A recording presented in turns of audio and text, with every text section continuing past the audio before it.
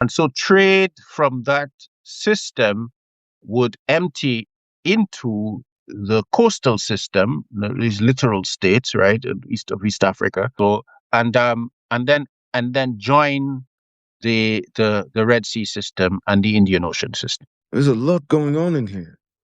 Yeah.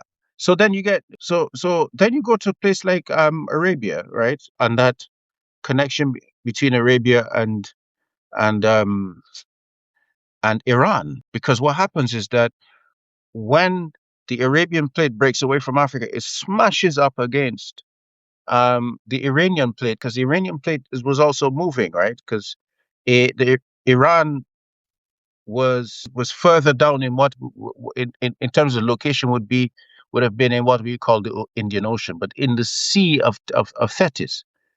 Okay, and so Iran and Turkey were pretty much next to each other, and they began to move up as the continent shifted. So when the Arabian Plate hits, you get the Zagros Mountains, okay, and you get this waterway which comes in between. So it's fairly shallow because Thetis was shallow. So you get a waterway which is difficult to navigate, um, which ends up with a choke point, which Hormuz was an island at the narrowest, or one of the narrowest points, and so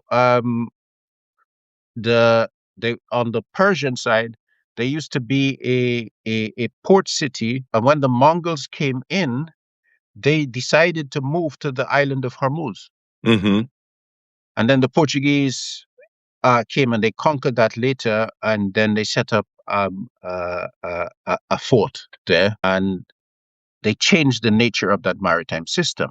But the whole thing is by this lock. So when in 2024 I was talking about the fact that I expected an issue at Hormuz, right? That there was going to be war based around Hormuz. I think it was October 2024. I said that. The videos there.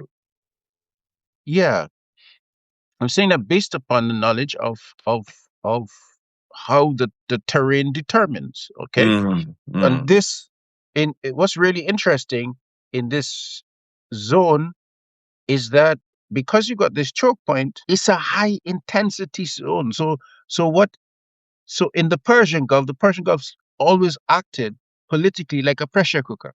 Okay. Things happen quickly and consequences take a long time to resolve.